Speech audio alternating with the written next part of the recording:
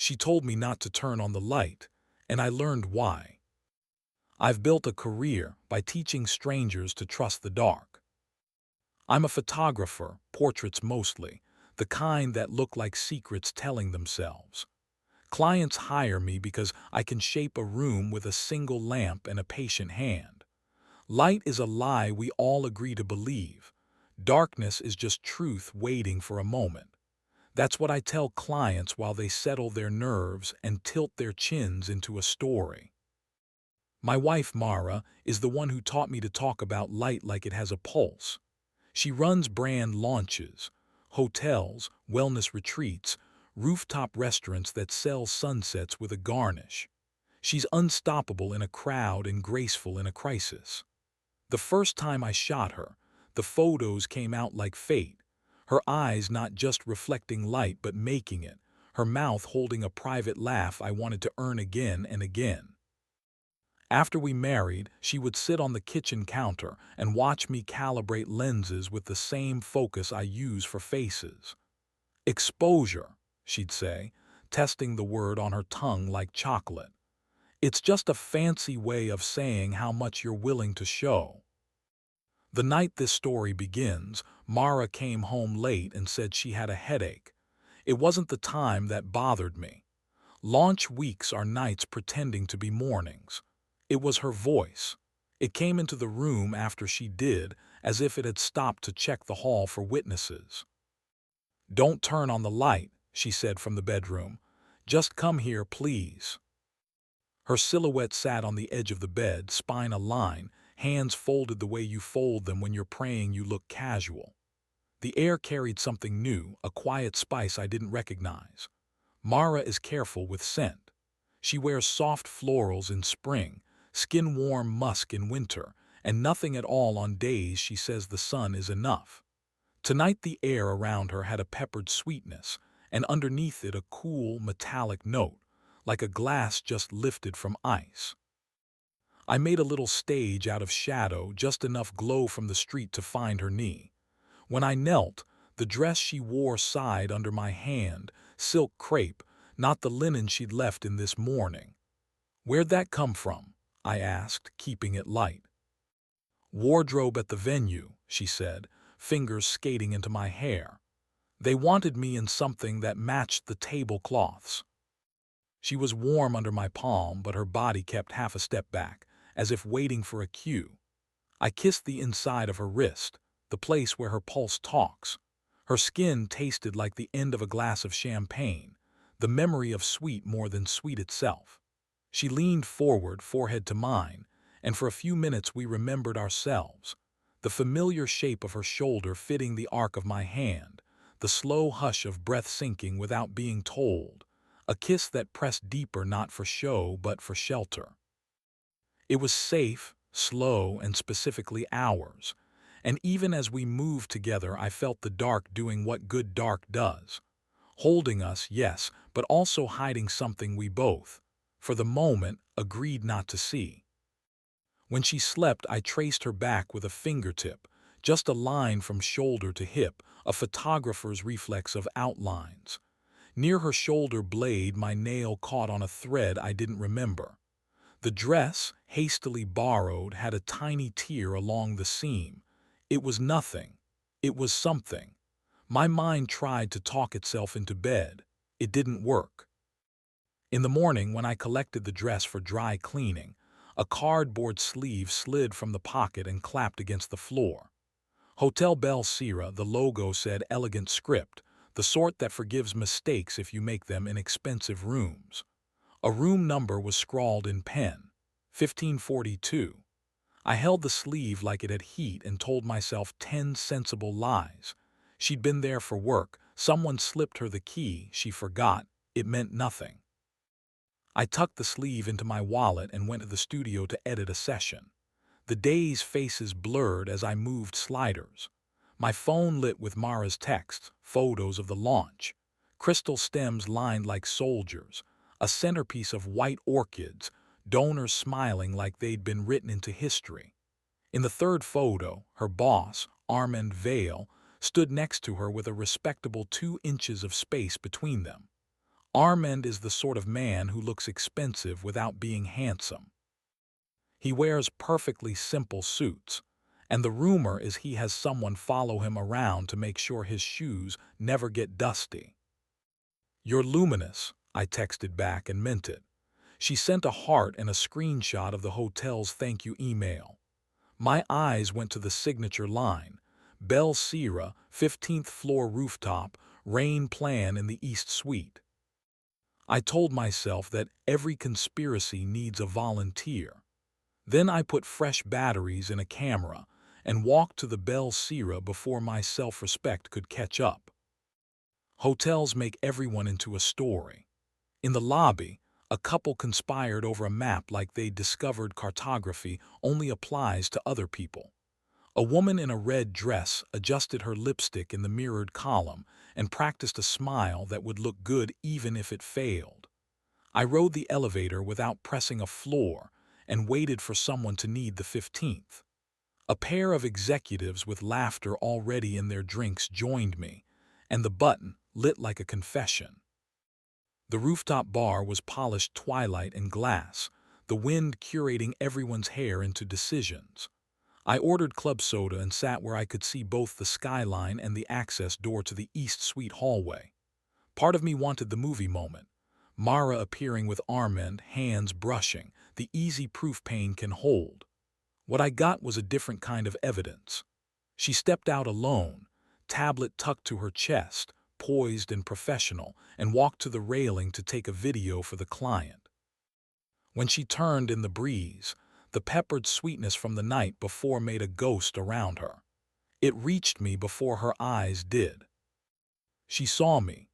I watched the surprise travel across her face and then tuck itself away, as trained as a napkin in a fine restaurant. "What are you doing here?" she asked when she reached my table, her smile brave, her fingers tense around the glass I pushed to her. "Checking your moonlight," I said, nodding toward her camera. "Exposure." That got the smallest real laugh from her, the one I chase. She leaned down and kissed me, not a performance, a promise still trying to be true. We didn't talk about the Keycard sleeve, not there among people who applaud sunsets. Instead, we watched them applaud as the sky did what skis do. The evening grew adjectives: warm, lively, successful. Mara's boss emerged, shook my hand, praised my work in that way some men have of complimenting you while scanning the room for someone richer to compliment them. He smelled like very clean smoke, the kind found only in expensive places. When he touched Mara's elbow to steer her toward an investor, the touch was brief, practiced, and privately familiar. My chest went quiet and tight at the same time. I stayed until it would have been awkward to stay longer. On my way out, I passed the East Suite door ajar.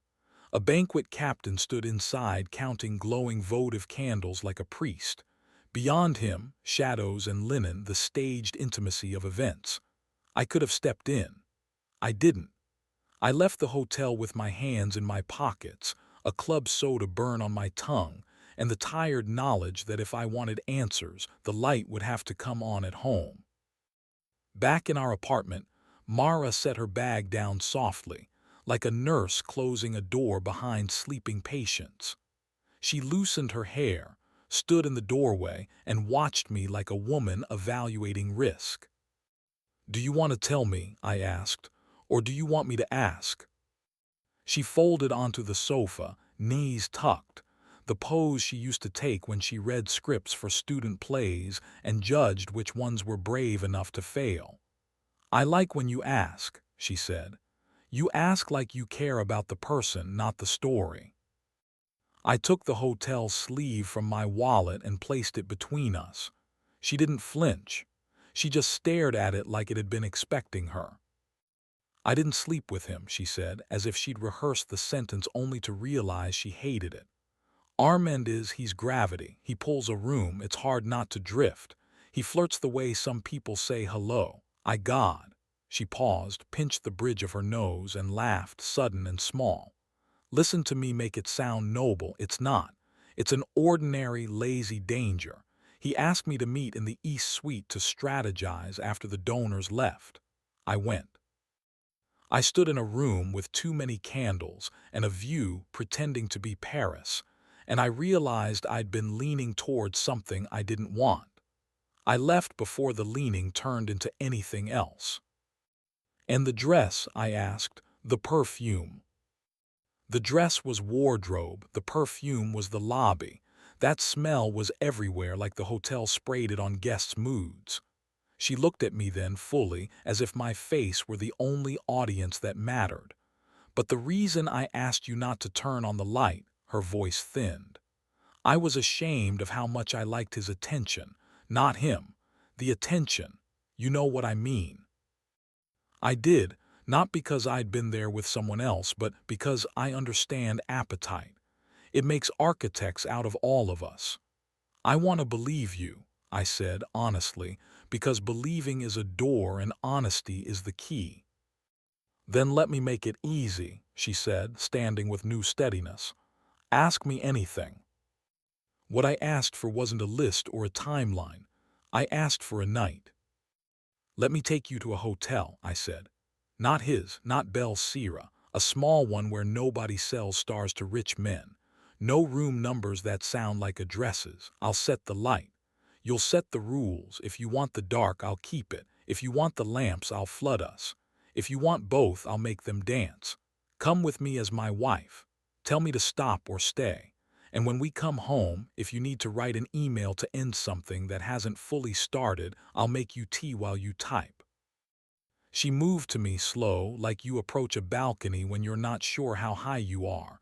Her breath warmed my neck. I should say no, she whispered and didn't step back. I should say this is ridiculous. Say it, I said. She didn't. She kissed me soft at first, then with a very awake certainty, a kiss that tasted like almond and apology and something greener than both. When she pulled away, her eyes were clearer than they'd been in days. Book the room, she said. We didn't choose luxury. We chose charm. The Dahlia House is a renovated townhouse on a quiet street, with rooms named after flowers and a front desk staffed by a woman whose lipstick could calm arguments. We were given iris. The windows looked over a courtyard where someone had hung string lights the way a child draws stars. Too many, too close, perfect.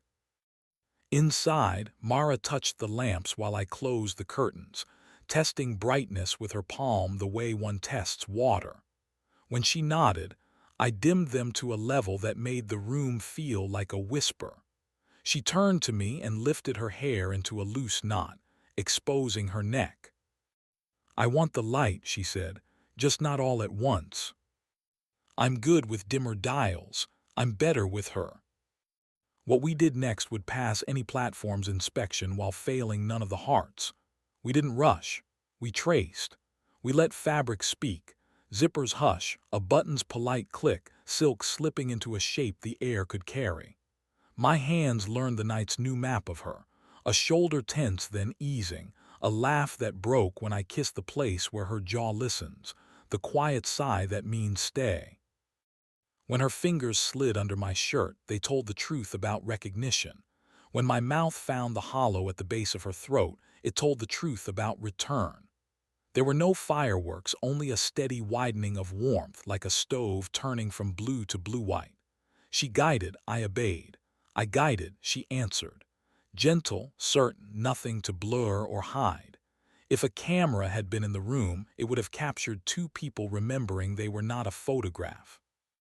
We paused as often as we touched to say ridiculous, necessary things. Here, yes, too much, perfect, more. At some point her hair fell and framed her face, and I had to sit back just to look, the way I do behind a lens when something right happens and I know I'll ruin it by reaching too fast. She smiled like the answer to a question I'd been kind enough to ask. When we were breathless in the good way and the room had learned our names, she reached for her phone, thumb hovering. Don't, I said gently. Finish us first. She nodded, slid the phone under the pillow like a secret she no longer needed, and pulled me back into the kind of kiss packed tight with present tense. We left the room early enough that the city still belonged to the people who love it. At a cafe on the corner, we shared toast and apricot jam and the kind of silence that can hold. And then she took her phone out and typed a message with both hands, the way you hold a steering wheel when you need to get home. She showed it to me without prompting. Armand, I'm grateful for your mentorship. I'm also married. It's on me if I let admiration blur into attention. I'm choosing my husband. Keep me on projects if you like my work. Keep your hands and invitations elsewhere. She hit send. We watched nothing happen because that's how good boundaries work. They're more about absence than display. He replied an hour later while we were back in bed at home, my arm under her head, her hair prickling my bicep. Understood. My apologies. No pet names, no ellipses. The kind of man who knows when a door is no longer a door. I expected relief. What I felt was something better, a soft return of ordinary. Weeks have a way of testing declarations. We made ours a habit. We put dates on the calendar that were not work, did not involve other people, and sometimes required candlelight for no reason at all. I shot Mara in the studio for the first time since our wedding. The photos were warmer than perfect and braver than pretty. She came to sets and watched me coax strangers into showing me their soft edges. Sometimes she would stand behind me and rest her chin on my shoulder, and I'd feel the weight and think, this is what I wanted when I asked for light. We still have nights when one of us comes home carrying the world in a way you can smell. When that happens, we play our first rule. No secrets with sponsors. No after parties without a text that contains the word home. And if anyone tells either of us, don't turn on the light, the other one turns it on gently anyway. We've learned that nothing good grows in a room where you have to guess. The keycard sleeve is still in my wallet. I don't keep it as a threat. It's a relic the way a dried flower is evidence that something once opened and swayed and nearly fell. It reminds me that people like us don't live in photographs. We live in exposures we choose by hand every day. Too much light burns, too little lies. In between there is this, what we're making. A home lit like a stage right before the curtain, where desire is not a performance and trust is not silence, but a voice at your ear saying more. Yes, here, now.